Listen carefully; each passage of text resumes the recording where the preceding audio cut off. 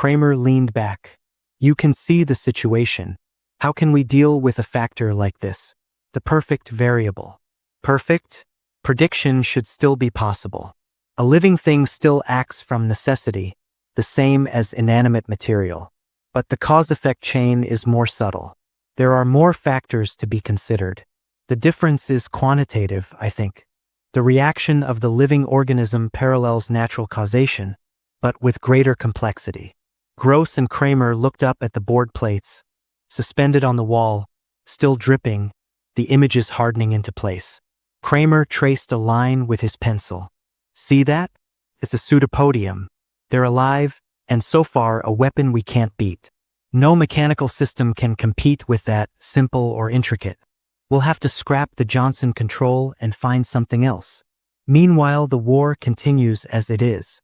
Stalemate, checkmate. They can't get to us, and we can't get through their living minefield. Kramer nodded. It's a perfect defense for them, but there still might be one answer. What's that? Wait a minute. Kramer turned to his rocket expert, sitting with the charts and files. The heavy cruiser that returned this week. It didn't actually touch, did it? It came close, but there was no contact. Correct. The expert nodded. The mine was 20 miles off. The cruiser was in space drive, moving directly toward Proxima, line straight, using the Johnson control, of course. It had deflected a quarter of an hour earlier for reasons unknown. Later, it resumed its course. That was when they got it. It shifted, Kramer said. But not enough. The mine was coming along after it, trailing it. It's the same old story, but I wonder about the contact. Here's our theory, the expert said. We keep looking for contact, a trigger in the pseudopodium. But more likely we're witnessing a psychological phenomena, a decision without any physical correlative. We're watching for something that isn't there. The mine decides to blow up. It sees our ship, approaches, and then decides. Thanks. Kramer turned to Gross. Well, that confirms what I'm saying. How can a ship guided by automatic relays escape a mine that decides to explode? The whole theory of mine penetration is that you must avoid tripping the trigger. But here the trigger is a state of mind in a complicated, developed life form. The belt is 50,000 miles deep. Gross added. It solves another problem for them, repair and maintenance. The damn things reproduce, fill up the spaces by spawning into them. I wonder what they feed on. Probably the remains of our first line. The big cruisers must be a delicacy. It's a game of wits between a living creature and a ship piloted by automatic relays. The ship always loses. Kramer opened a folder. I'll tell you what I suggest. Go on, Gross said. I've already heard 10 solutions today. What's yours?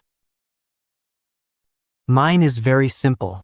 These creatures are superior to any mechanical system, but only because they're alive. Almost any other life form could compete with them, any higher life form. If the Yucks can put out living mines to protect their planets, we ought to be able to harness some of our own life forms in a similar way. Let's make use of the same weapon ourselves. Which life form do you propose to use? I think the human brain is the most agile of known living forms. Do you know of any better? But no human being can withstand outspace travel. A human pilot would be dead of heart failure long before the ship got anywhere near Proxima. But we don't need the whole body, Kramer said.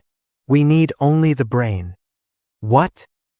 The problem is to find a person of high intelligence who would contribute, in the same manner that eyes and arms are volunteered. But a brain. Technically, it could be done. Brains have been transferred several times, when body destruction made it necessary. Of course, to a spaceship, to a heavy outspace cruiser instead of an artificial body. That's new. The room was silent. It's quite an idea, Gross said slowly, his heavy square face twisted. But even supposing it might work, the big question is, whose brain? It was all very confusing, the reasons for the war, the nature of the enemy.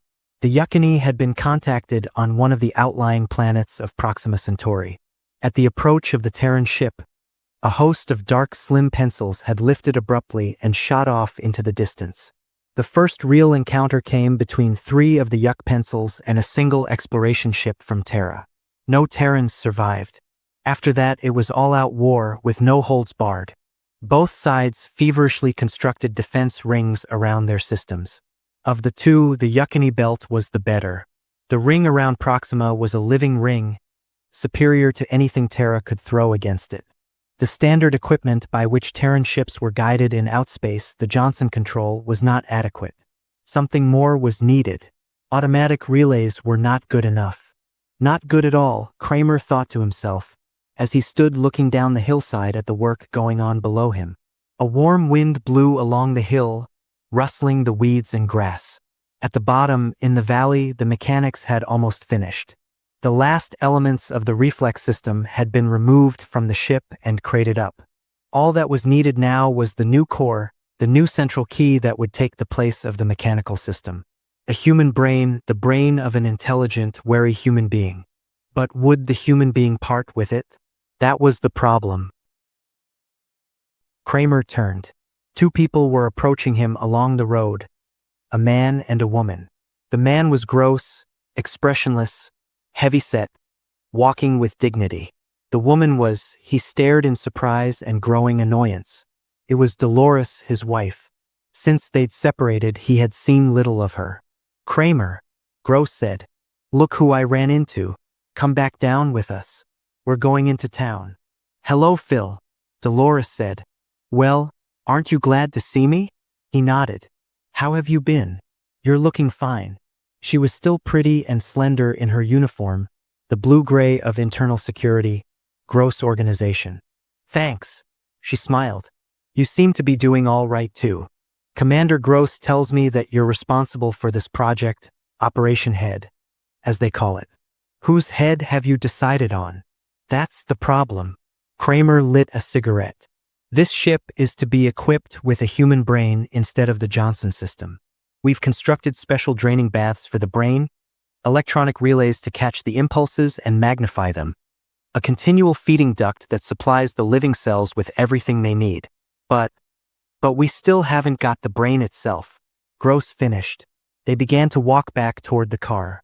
"If we can get that, we'll be ready for the tests." "Will the brain remain alive?" Dolores asked. "Is it actually going to live as part of the ship?" "It will be alive, but not conscious. Very little life is actually conscious.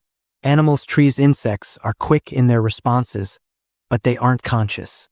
In this process of ours, the individual personality, the ego, will cease. We only need the responsibility, nothing more." Dolores shuddered. "How terrible! In time of war, everything must be tried." Kramer said absently, "If one life sacrificed will end the war, it's worth it. This ship might get through. A couple more like it, and there wouldn't be any more war." They got into the car. As they drove down the road, Gross said, "Have you thought of anyone yet?" Kramer shook his head. "That's out of my line." "What do you mean?" "I'm an engineer. It's not in my department." "But all this was your idea. My work ends there." Gross was staring at him oddly. Kramer shifted uneasily. "Then who is supposed to do it?" Gross said, "I can have my organization prepare examinations of various kinds, to determine fitness, that kind of thing. Listen, Phil," Dolores said suddenly. "What?" She turned toward him. "I have an idea. Do you remember that professor we had in college? Michael Thomas?" Kramer nodded. "I wonder if he's still alive." Dolores frowned. "If he is, he must be awfully old." "Why, Dolores?" Gross asked. "Perhaps an old person who didn't have much time left, but whose mind was still clear and sharp. Professor Thomas." Kramer rubbed his jaw. "He certainly was a wise old duck. But could he still be alive? He must have been 70 then." "We could find that out," Gross said. "I could make a routine check." "What do you think?" Dolores said. "If any human mind could outwit those creatures." "I don't like the idea," Kramer said. In his mind an image had appeared, the image of an old man sitting behind a desk, his bright, gentle eyes moving about the classroom. The old man leaning forward, a thin hand raised. "Keep him out of this," Kramer said. What's wrong? Gross looked at him curiously. It's because I suggested it. Dolores said. No, Kramer shook his head. It's not that. I didn't expect anything like this. Somebody I knew, a man I studied under. I remember him very clearly. He was a very distinct personality. Good, Gross said. He sounds fine. We can't do it. We're asking his death. This is war, Gross said. And war doesn't wait on the needs of the individual. You said that yourself. Surely he'll volunteer. We can keep it on that basis. He may already be dead, Dolores murmured. We'll find that out, Gross said, speeding up the car. They drove the rest of the way in silence. For a long time the two of them stood studying the small wood house, overgrown with ivy, set back on the lot behind an enormous oak. The little town was silent and sleepy. Once in a while a car moved slowly along the distant highway, but that was all. This is the place, Gross said to Kramer. He folded his arms. Quite a quaint little house. Kramer said nothing. The two security agents behind them were expressionless. Gross started toward the gate. Let's go. According to the check, he's still alive, but very sick. His mind is agile, however. That seems to be certain. He said he doesn't leave the house. A woman takes care of his needs. He's very frail. They went down the stone walk and up onto the porch. Gross rang the bell. They waited. After a time they heard slow footsteps. The door opened. An elderly woman in a shapeless wrapper studied them impassively. Security, Gross said, showing his card. We wish to see Professor Thomas. Why? Government business. He glanced at Kramer. Kramer stepped forward. I was a pupil of the professor's, he said. I'm sure he won't mind seeing us. The woman hesitated uncertainly.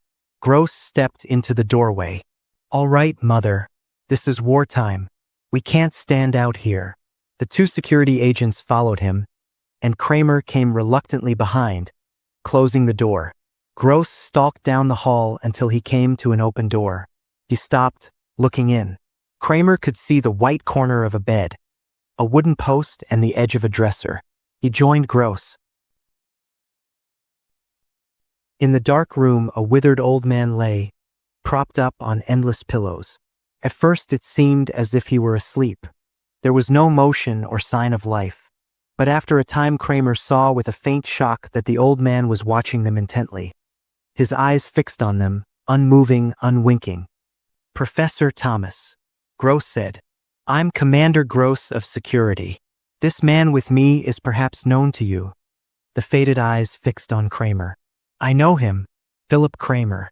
You've grown heavier, boy. The voice was feeble, the rustle of dry ashes. Is it true you're married now? Yes, I married Dolores French. You remember her. Kramer came toward the bed. But we're separated. It didn't work out very well. Our careers. What we came here about, Professor, Gross began, but Kramer cut him off with an impatient wave. Let me talk. Can't you and your men get out of here long enough to let me talk to him? Gross swallowed. All right, Kramer. He nodded to the two men. The three of them left the room, going out into the hall and closing the door after them. The old man in the bed watched Kramer silently. I don't think much of him, he said at last. I've seen his type before. What's he want? Nothing. He just came along. Can I sit down? Kramer found a stiff, upright chair beside the bed. If I'm bothering you, no. I'm glad to see you again, Philip, after so long. I'm sorry your marriage didn't work out. How have you been? I've been very ill. I'm afraid that my moment on the world stage has almost ended. The ancient eyes studied the younger man reflectively. You look as if you have been doing well, like everyone else I thought highly of. You've gone to the top in this society. Kramer smiled. Then he became serious. Professor, there's a project we're working on that I want to talk to you about. It's the first ray of hope we've had in this whole war. If it works, we may be able to crack the yuck defenses, get some ships into their system. If we can do that, the war might be brought to an end. Go on. Tell me about it if you wish. It's a long shot, this project. It may not work at all, but we have to give it a try. It's obvious that you came here because of it, Professor Thomas murmured. I'm becoming curious. Go on. After Kramer finished, the old man lay back in the bed without speaking. At last he sighed. I understand. A human mind taken out of a human body. He sat up a little, looking at Kramer. I suppose you're thinking of me. Kramer said nothing. Before I make my decision, I want to see the papers on this, the theory and outline of construction. I'm not sure I like it. For reasons of my own, but I want to look at the material. If you'll do that, certainly. Kramer stood up and went to the door. Gross and the two security agents were standing outside, waiting tensely. Gross, come inside. They filed into the room. Give the professor the papers, Kramer said. He wants to study them before deciding. Gross brought the file out of his coat pocket, a manila envelope. He handed it to the old man on the bed. Here it is, Professor. You're welcome to examine it. Will you give us your answer as soon as possible? We're very anxious to begin, of course. I'll give you my answer when I've decided. He took the envelope with a thin, trembling hand. My decision depends on what I find out from these papers. If I don't like what I find, then I will not become involved with this work in any shape or form. He opened the envelope with shaking hands. I'm looking for one thing. What is it? Gross said. That's my affair. Leave me a number by which I can reach you when I've decided. Silently, Gross put his card down on the dresser. As they went out, Professor Thomas was already reading the first of the papers, the outline of the theory. Kramer sat across from Dale Winter, his second in line. What then? Winter said. He's going to contact us. Kramer scratched with a drawing pen on some paper. I don't know what to think. What do you mean? Winter's good-natured face was puzzled. Look. Kramer stood up, pacing back and forth, his hands in his uniform pockets. He was my teacher in college. I respected him as a man as well as a teacher. He was more than a voice, a talking book. He was a person, a calm, kindly person I could look up to. I always wanted to be like him someday. Now look at me. So, look at what I'm asking. I'm asking for his life, as if he were some kind of laboratory animal kept around in a cage. Not a man, a teacher at all. Do you think he'll do it? I don't know. Kramer went to the window. He stood looking out. In a way, I hope not. But if he doesn't, then we'll have to find somebody else. I know. There would be somebody else. Why did Dolores have to? The vidphone rang. Kramer pressed the button. This is Gross. The heavy features formed. The old man called me.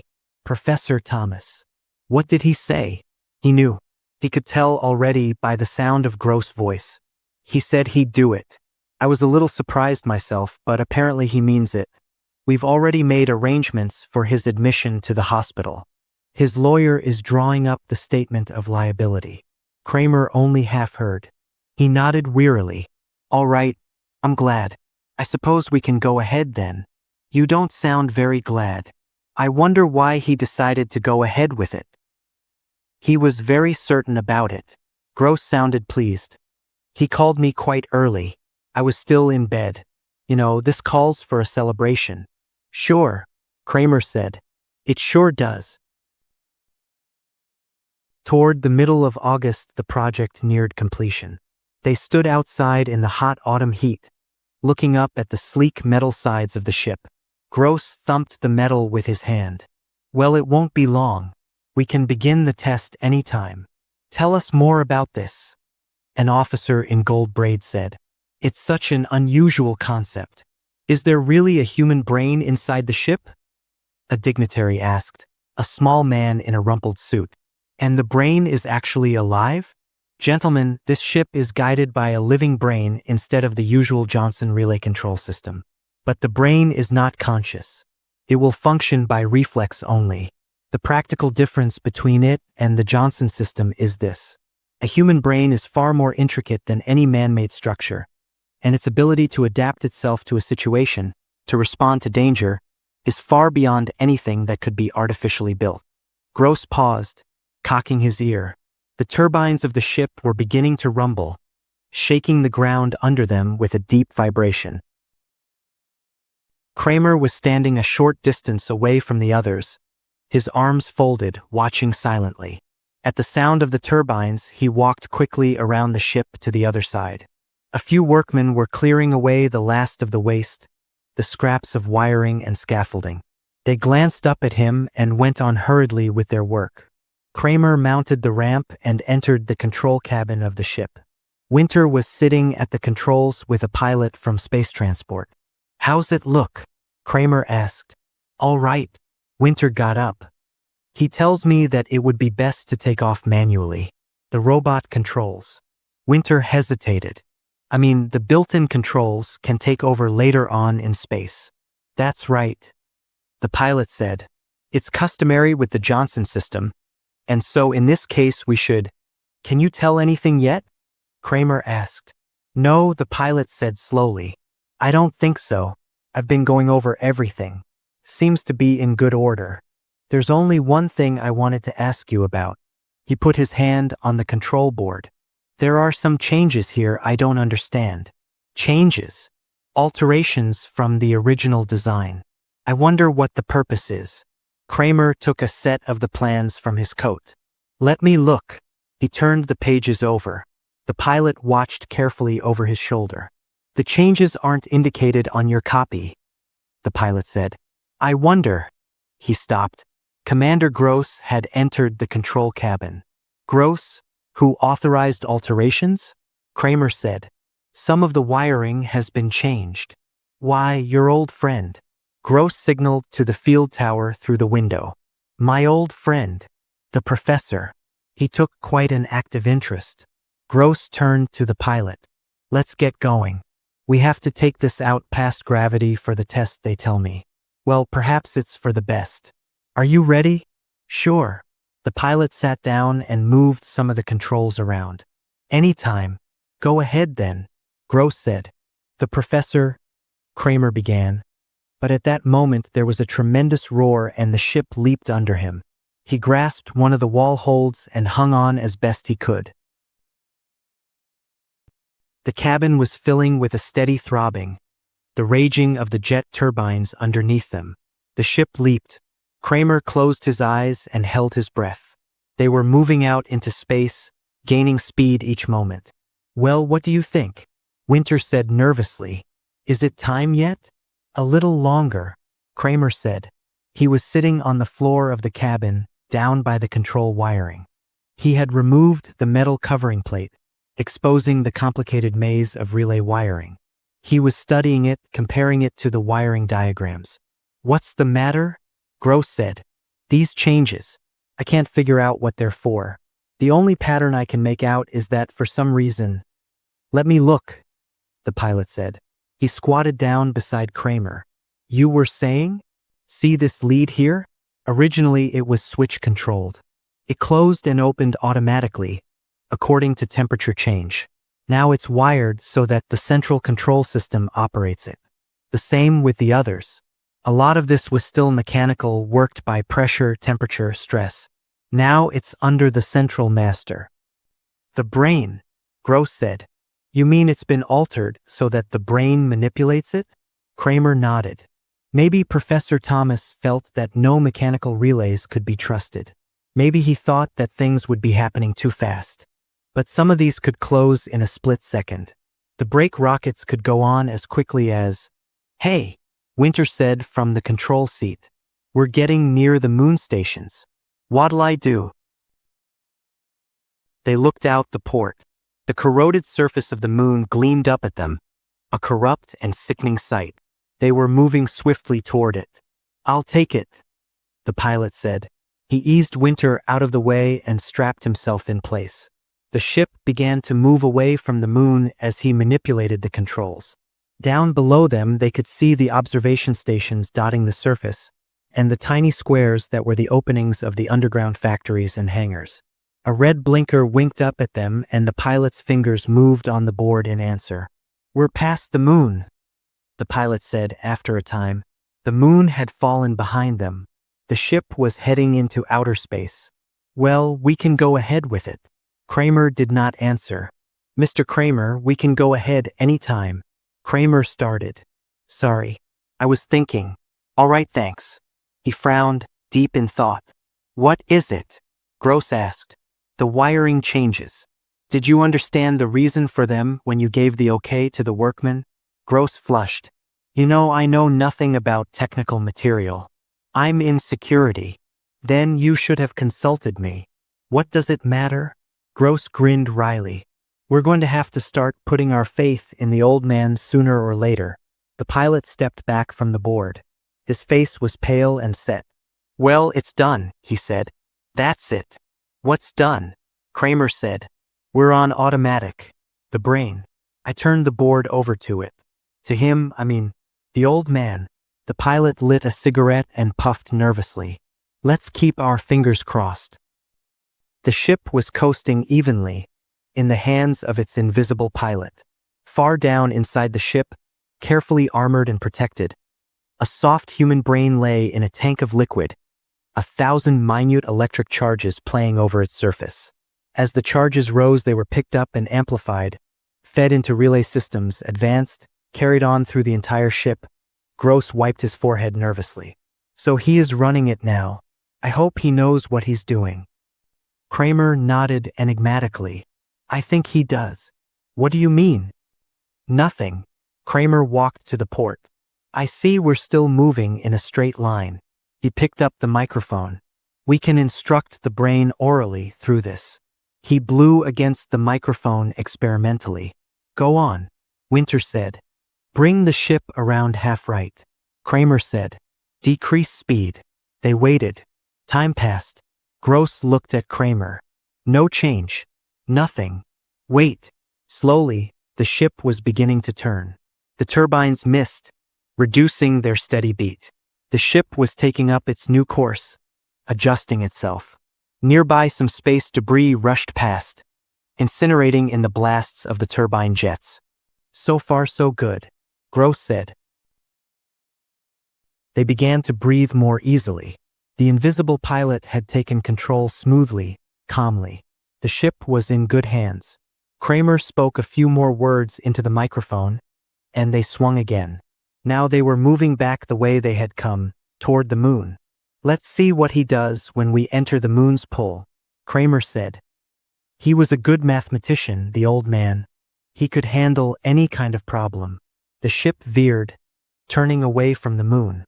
The great eaten-away globe fell behind them. Gross breathed a sigh of relief. "That's that." "One more thing." Kramer picked up the microphone. "Return to the moon and land the ship at the first space field," he said into it. "Good Lord," Winter murmured. "Why are you—" "Be quiet." Kramer stood, listening. The turbines gasped and roared as the ship swung full around, gaining speed. They were moving back toward the moon again. The ship dipped down, heading toward the great globe below. "We're going a little fast," the pilot said. "I don't see how he can put down at this velocity." The port filled up as the globe swelled rapidly. The pilot hurried toward the board, reaching for the controls. All at once the ship jerked. The nose lifted and the ship shot out into space, away from the moon, turning at an oblique angle.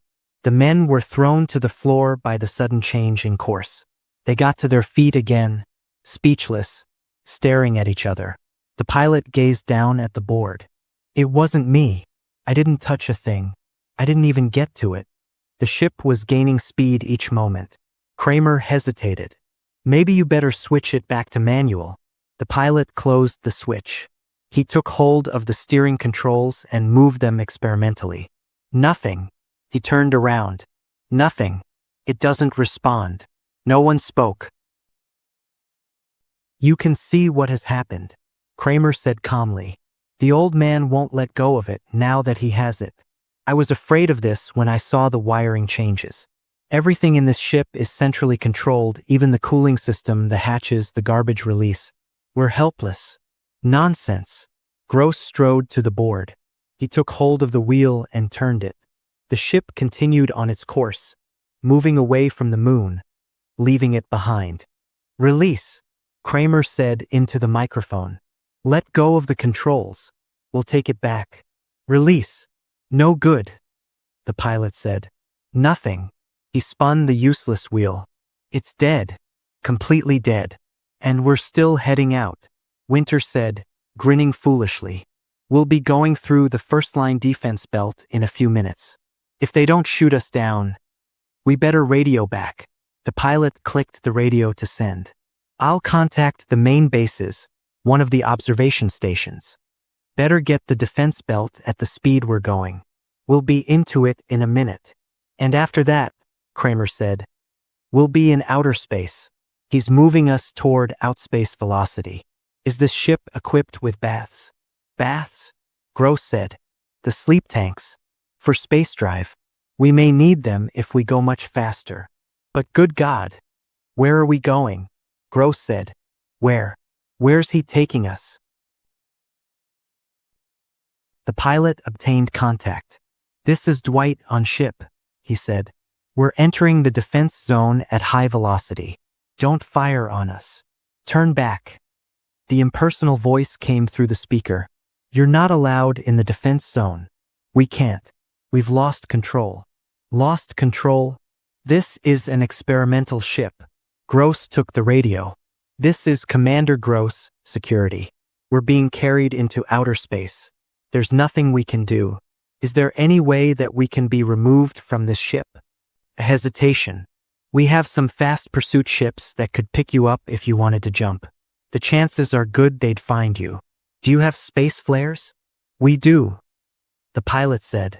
Let's try it. Abandoned ship? Kramer said. If we leave now, we'll never see it again. What else can we do? We're gaining speed all the time. Do you propose that we stay here? No.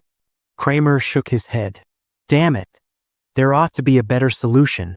Could you contact him? Winter asked. The old man? Try to reason with him. It's worth a chance. Gross said. Try it. All right. Kramer took the microphone.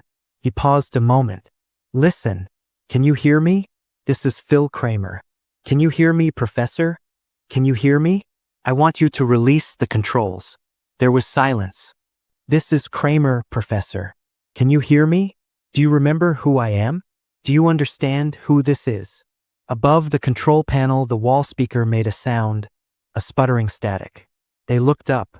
Can you hear me? Professor. This is Philip Kramer. I want you to give the ship back to us. If you can hear me, release the controls. Let go, Professor. Let go. Static. A rushing sound, like the wind. They gazed at each other. There was silence for a moment. It's a waste of time, Gross said. No. Listen. The sputter came again. Then, mixed with the sputter, almost lost in it, a voice came, toneless, without inflection. A mechanical, lifeless voice from the metal speaker in the wall, above their heads. Is it you, Philip? I can't make you out. Darkness. Who's there? With you? It's me, Kramer.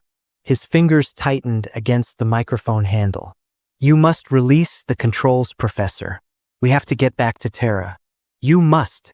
Silence. Then the faint, faltering voice came again, a little stronger than before. Kramer. Everything's so strange. I was right, though. Consciousness, result of thinking. Necessary result. Cognito ergo sum. Retain conceptual ability. Can you hear me? Yes, Professor. I altered the wiring. Control. I was fairly certain.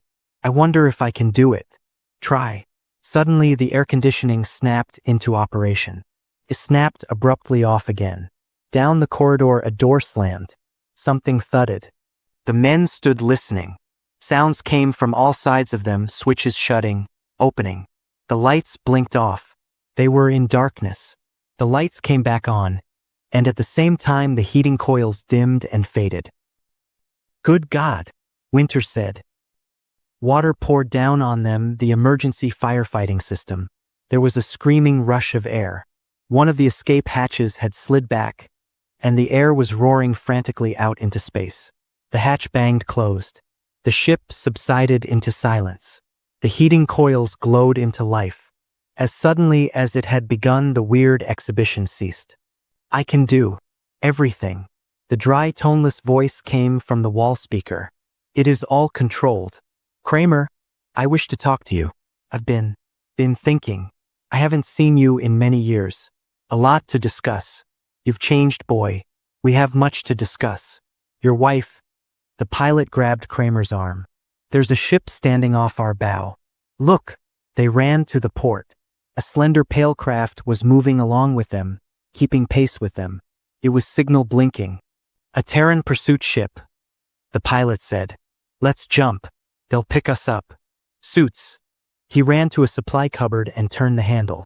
The door opened and he pulled the suits out onto the floor. Hurry, Gross said. Panic seized them. They dressed frantically, pulling the heavy garments over them.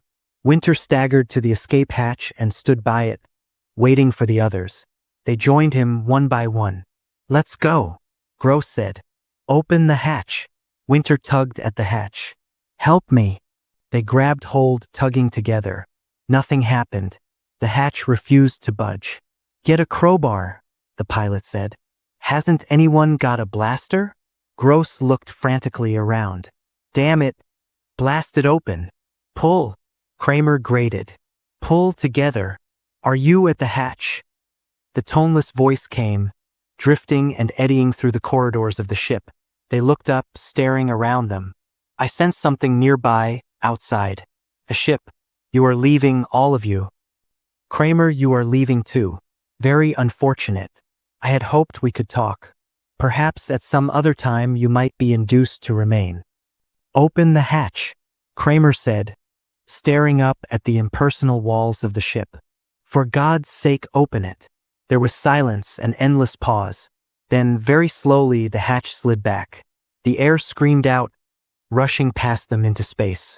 One by one they leaped, one after the other, propelled away by the repulsive material of the suits. A few minutes later, they were being hauled aboard the pursuit ship. As the last one of them was lifted through the port, their own ship pointed itself suddenly upward and shot off at tremendous speed. It disappeared. Kramer removed his helmet, gasping. Two sailors held onto him and began to wrap him in blankets. Gross sipped a mug of coffee, shivering. It's gone, Kramer murmured. I'll have an alarm sent out, Gross said. What's happened to your ship?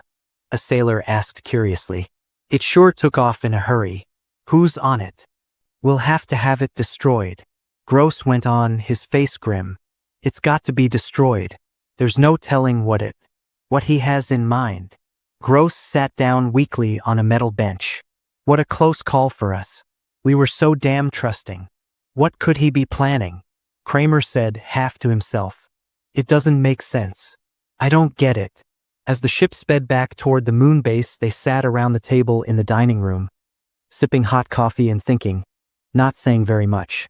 Look here, Gross said at last. What kind of man was Professor Thomas? What do you remember about him? Kramer put his coffee mug down. It was 10 years ago. I don't remember much. It's vague. He let his mind run back over the years. He and Dolores had been at Hunt College together, in physics and the life sciences. The college was small and set back away from the momentum of modern life. He had gone there because it was his hometown, and his father had gone there before him. Professor Thomas had been at the college a long time, as long as anyone could remember. He was a strange old man, keeping to himself most of the time. There were many things that he disapproved of, but he seldom said what they were. Do you recall anything that might help us? Gross asked. Anything that would give us a clue as to what he might have in mind? Kramer nodded slowly. I remember one thing. One day he and the professor had been sitting together in the school chapel, talking leisurely. Well, you'll be out of school soon, the professor had said. What are you going to do? Do? Work at one of the government research projects, I suppose. And eventually? What's your ultimate goal? Kramer had smiled. The question is unscientific. It presupposes such things as ultimate ends. Suppose instead along these lines then. What if there were no war and no government research projects? What would you do then? I don't know. But how can I imagine a hypothetical situation like that? There's been war as long as I can remember. We're geared for war. I don't know what I'd do. I suppose I'd adjust. Get used to it. The professor had stared at him. Oh, you do think you'd get accustomed to it, eh? Well, I'm glad of that. And you think you could find something to do? Gross listened intently. What do you infer from this, Kramer? Not much, except that he was against war. We're all against war, Gross pointed out. True, but he was withdrawn, set apart. He lived very simply, cooking his own meals. His wife died many years ago. He was born in Europe, in Italy. He changed his name when he came to the United States. He used to read Dante and Milton. He even had a Bible. Very anachronistic, don't you think? Yes, he lived quite a lot in the past. He found an old phonograph and records, and he listened to the old music. You saw his house, how old-fashioned it was. Did he have a file? Winter asked Gross. With security? No, none at all. As far as we could tell, he never engaged in political work, never joined anything or even seemed to have strong political convictions. No, Kramer agreed. About all he ever did was walk through the hills. He liked nature. Nature can be of great use to a scientist, Gross said. There wouldn't be any science without it. Kramer, what do you think his plan is? Taking control of the ship and disappearing? Winter said. Maybe the transfer made him insane. The pilot said. Maybe there's no plan, nothing rational at all. But he had the ship rewired, and he had made sure that he would retain consciousness and memory before he even agreed to the operation. He must have had something planned from the start. But what? Perhaps he just wanted to stay alive longer, Kramer said. He was old and about to die. Or what? Nothing. Kramer stood up. I think as soon as we get to the moon base, I'll make a vidcall to Earth. I want to talk to somebody about this. Who's that? Gross asked. Dolores. Maybe she remembers something. That's a good idea, Gross said. Where are you calling from? Dolores asked when he succeeded in reaching her. From the moon base. All kinds of rumors are running around. Why didn't the ship come back? What happened? I'm afraid he ran off with it. He. The old man. Professor Thomas. Kramer explained what had happened. Dolores listened intently. How strange. And you think he planned it all in advance? From the start? I'm certain. He asked for the plans of construction and the theoretical diagrams at once. But why? What for? I don't know. Look, Dolores, what do you remember about him? Is there anything that might give a clue to all this? Like what? I don't know. That's the trouble. On the vidscreen, Dolores knitted her brow. I remember he raised chickens in his backyard, and once he had a goat. She smiled. Do you remember the day the goat got loose and wandered down the main street of town? Nobody could figure out where it came from. Anything else? No. He watched her struggling, trying to remember. He wanted to have a farm sometime. I know. All right. Thanks. Kramer touched the switch. When I get back to Terra, maybe I'll stop and see you. Let me know how it works out. He cut the line and the picture dimmed and faded. He walked slowly back to where Gross and some officers of the military were sitting at a chart table, talking. Any luck? Gross said, looking up. No, all she remembers is that he kept a goat. Come over and look at this detail chart. Gross motioned him around to his side. Watch. Kramer saw the record tabs moving furiously, the little white dots racing back and forth. What's happening? He asked. A squadron outside the defense zone has finally managed to contact the ship. They're maneuvering now for position. Watch. The white counters were forming a barrel formation around a black dot that was moving steadily across the board, away from the central position. As they watched, the white dots constricted around it. They're ready to open fire, a technician at the board said. "Commander, what shall we tell them to do?" Gross hesitated. "I hate to be the one who makes the decision. When it comes right down to it, it's not just a ship," Kramer said. "It's a man, a living person. A human being is up there, moving through space. I wish we knew what, but the order has to be given. We can't take any chances. Suppose he went over to them, to the yucks." Kramer's jaw dropped.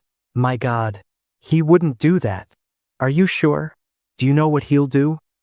"He wouldn't do that." Gross turned to the technician. "Tell them to go ahead." "I'm sorry, sir, but now the ship has gotten away. Look down at the board." Gross stared down, Kramer over his shoulder. The black dot had slipped through the white dots and had moved off at an abrupt angle. The white dots were broken up, dispersing in confusion. "He's an unusual strategist," one of the officers said. He traced the line. "It's an ancient maneuver, an old Prussian device, but it worked." The white dots were turning back. "Too many yuck ships out that far," Gross said. "Well, that's what you get when you don't act quickly." He looked up coldly at Kramer. "We should have done it when we had him. Look at him go." He jabbed a finger at the rapidly moving black dot. The dot came to the edge of the board and stopped. It had reached the limit of the chartered area. "See? Now what?" Kramer thought, watching. So the old man had escaped the cruisers and gotten away. He was alert, all right. There was nothing wrong with his mind, or with his ability to control his new body. The ship was a new body for him. He had traded in the old dying body, withered and frail, for this hulking frame of metal and plastic, turbines and rocket jets. He was strong now, strong and big. The new body was more powerful than 1,000 human bodies. But how long would it last him? The average life of a cruiser was only 10 years. With careful handling, he might get 20 out of it, before some essential part failed and there was no way to replace it. And then, what then? What would he do when something failed and there was no one to fix it for him? That would be the end. Someplace, far out in the cold darkness of space, the ship would slow down, silent and lifeless, to exhaust its last heat into the eternal timelessness of outer space. Or perhaps it would crash on some barren asteroid, burst into a million fragments. It was only a question of time. "Your wife didn't remember anything?" Gross said. "I told you, only that he kept a goat once. A hell of a lot of help, that is." Kramer shrugged. "It's not my fault. I wonder if we'll ever see him again." Gross stared down at the indicator dot, still hanging at the edge of the board. "I wonder if he'll ever move back this way." "I wonder too," Kramer said. That night Kramer lay in bed, tossing from side to side, unable to sleep. The moon gravity, even artificially increased, was unfamiliar to him and it made him uncomfortable. 1,000 thoughts wandered loose in his head as he lay, fully awake. What did it all mean? What was the professor's plan? Maybe they would never know. Maybe the ship was gone for good. The old man had left forever, shooting into outer space. They might never find out why he had done it. What purpose, if any, had been in his mind? Kramer sat up in bed. He turned on the light and lit a cigarette. His quarters were small, a metal-lined bunk room, part of the moon station base. The old man had wanted to talk to him. He had wanted to discuss things, hold a conversation. But in the hysteria and confusion, all they had been able to think of was getting away. The ship was rushing off with them, carrying them into outer space. Kramer set his jaw. Could they be blamed for jumping? They had no idea where they were being taken or why. They were helpless, caught in their own ship, and the pursuit ship standing by waiting to pick them up was their only chance. Another half hour and it would have been too late. But what had the old man wanted to say? What had he intended to tell him? In those first confusing moments when the ship around them had come alive, each metal strut and wire suddenly animate, the body of a living creature, a vast metal organism. It was weird, unnerving. He could not forget it even now. He looked around the small room uneasily. What did it signify, the coming to life of metal and plastic? All at once they had found themselves inside a living creature, in its stomach, like Jonah inside the whale. It had been alive, and it had talked to them, talked calmly and rationally, as it rushed them off faster and faster into outer space. The wall speaker and circuit had become the vocal cords and mouth, the wiring the spinal cord and nerves, the hatches and relays and circuit breakers the muscles. They had been helpless, completely helpless. The ship had, in a brief second, stolen their power away from them and left them defenseless, practically at its mercy. It was not right. It made him uneasy. All his life he had controlled machines, bent nature and the forces of nature to man and man's needs.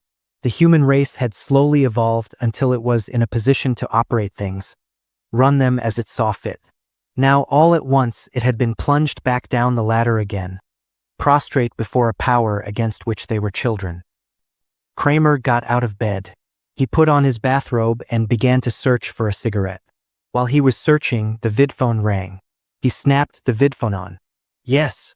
The face of the immediate monitor appeared. A call from Tara, Mr. Kramer. An emergency call. Emergency call for me? Put it through. Kramer came awake, brushing his hair back out of his eyes. Alarm plucked at him. From the speaker a strange voice came. Philip Kramer, is this Kramer? Yes, go on. This is General Hospital, New York City, Tara. Mr. Kramer, your wife is here. She has been critically injured in an accident. Your name was given to us to call. Is it possible for you to... How badly? Kramer gripped the vidphone stand. Is it serious? Yes, it's serious, Mr. Kramer. Are you able to come here? The quicker you can come, the better. Yes, Kramer nodded. I'll come, thanks. The screen died as the connection was broken. Kramer waited a moment. Then he tapped the button. The screen relit again. Yes, sir. The monitor said. Can I get a ship to Tara at once? It's an emergency. My wife. There's no ship leaving the moon for 8 hours. You'll have to wait until the next period. Isn't there anything I can do? We can broadcast a general request to all ships passing through this area. Sometimes cruisers pass by here returning to Tara for repairs. Will you broadcast that for me? I'll come down to the field. Yes, sir. But there may be no ship in the area for a while. It's a gamble. The screen died. Kramer dressed quickly. He put on his coat and hurried to the lift. A moment later, he was running across the general receiving lobby, past the rows of vacant desks and conference tables. At the door, the sentry stepped aside and he went outside, onto the great concrete steps. The face of the moon was in shadow. Below him, the field stretched out in total darkness. A black void, endless, without form. He made his way carefully down the steps and along the ramp along the side of the field, to the control tower. A faint row of red lights showed him the way. 2 soldiers challenged him at the foot of the tower, standing in the shadows, their guns ready. Kramer? Yes. A light was flashed in his face. Your call has been sent out already. Any luck? Kramer asked. There's a cruiser nearby that has made contact with us. It has an injured jet and is moving slowly back toward Tara, away from the line. Good. Kramer nodded, a flood of relief rushing through him. He lit a cigarette and gave one to each of the soldiers. The soldiers lit up. Sir, one of them asked, is it true about the experimental ship? What do you mean? It came to life and ran off? No, not exactly, Kramer said. It had a new type of control system instead of the Johnson units. It wasn't properly tested. But sir, one of the cruisers that was there got up close to it, and a buddy of mine says this ship acted funny. He never saw anything like it. It was like when he was fishing once on Tara in Washington State, fishing for bass. The fish were smart, going this way and that. Here's your cruiser, the other soldier said. Look. An enormous vague shape was setting slowly down onto the field. They could make nothing out but its row of tiny green blinkers. Kramer stared at the shape. Better hurry, sir, the soldiers said. They don't stick around here very long. Thanks. Kramer loped across the field, toward the black shape that rose up above him, extended across the width of the field. The ramp was down from the side of the cruiser and he caught hold of it. The ramp rose, and a moment later, Kramer was inside the hold of the ship. The hatch slid shut behind him. As he made his way up the stairs to the main deck, the turbines roared up from the moon, out into space. Kramer opened the door to the main deck. He stopped suddenly, staring around him in surprise. There was nobody in sight. The ship was deserted. "Good God," he said. Realization swept over him, numbing him. He sat down on a bench, his head swimming. Good God. The ship roared out into space, leaving the moon and Terra farther behind each moment. And there was nothing he could do. "So it was you who put the call through," he said at last. "It was you who called me on the vidphone, not any hospital on Terra. It was all part of the plan." He looked up and around him. "And Dolores is really... Your wife is fine." The wall speaker above him said tonelessly. "It was a fraud. I am sorry to trick you that way, Philip, but it was all I could think of. Another day and you would have been back on Terra. I don't want to remain in this area any longer than necessary. They have been so certain of finding me out in deep space that I have been able to stay here without too much danger. But even the purloined letter was found eventually." Kramer smoked his cigarette nervously. "What are you going to do? Where are we going?" "First, I want to talk to you. I have many things to discuss. I was very disappointed when you left me, along with the others. I had hoped that you would remain." The dry voice chuckled. "Remember how we used to talk in the old days, you and I? That was a long time ago." The ship was gaining speed. It plunged through space at tremendous speed, rushing through the last of the defense zone and out beyond. A rush of nausea made Kramer bend over for a moment. When he straightened up, the voice from the wall went on. "I'm sorry to step it up so quickly, but we are still in danger. Another few moments and we'll be free. How about yuck ships? Aren't they out here? I've already slipped away from several of them. They're quite curious about me." "Curious? They sense that I'm different, more like their own organic minds. They don't like it. I believe they will begin to withdraw from this area soon. Apparently they don't want to get involved with me. They're an odd race, Philip. I would have liked to study them closely, try to learn something about them. I'm of the opinion that they use no inert material. All their equipment and instruments are alive in some form or other. They don't construct or build at all. The idea of making is foreign to them. They utilize existing forms. Even their ships." "Where are we going?" Kramer said. "I want to know where you are taking me. Frankly, I'm not certain." "You're not certain?" "I haven't worked some details out. There are a few vague spots in my program still. But I think that, in a short while, I'll have them ironed out." "What is your program?" Kramer said. "It's really very simple. But don't you want to come into the control room and sit? The seats are much more comfortable than that metal bench." Kramer went into the control room and sat down at the control board. Looking at the useless apparatus made him feel strange. "What's the matter?" the speaker above the board rasped. Kramer gestured helplessly. "I'm powerless. I can't do anything. And I don't like it. Do you blame me?" No, I don't blame you. But you'll get your control back soon, don't worry. This is only a temporary expedient, taking you off this way. It was something I didn't contemplate. I forgot that orders would be given out to shoot me on sight. It was a gross idea. I don't doubt that. My conception, my plan, came to me as soon as you began to describe your project that day at my house. I saw at once that you were wrong. You people have no understanding of the mind at all. I realized that the transfer of a human brain from an organic body to a complex artificial spaceship would not involve the loss of the intellectualization faculty of the mind. When a man thinks, he is. When I realized that, I saw the possibility of an age-old dream becoming real. I was quite elderly when I first met you, Philip. Even then, my lifespan had come pretty much to its end. I could look ahead to nothing but death, and with it the extinction of all my ideas. I had made no mark on the world, none at all. My students, one by one, passed from me into the world to take up jobs in the great research project, the search for better and bigger weapons of war. The world has been fighting for a long time, first with itself, then with the Martians, Then with these beings from Proxima Centauri whom we know nothing about. The human society has evolved war as a cultural institution, like the science of astronomy or mathematics. War is a part of our lives, a career, a respected vocation.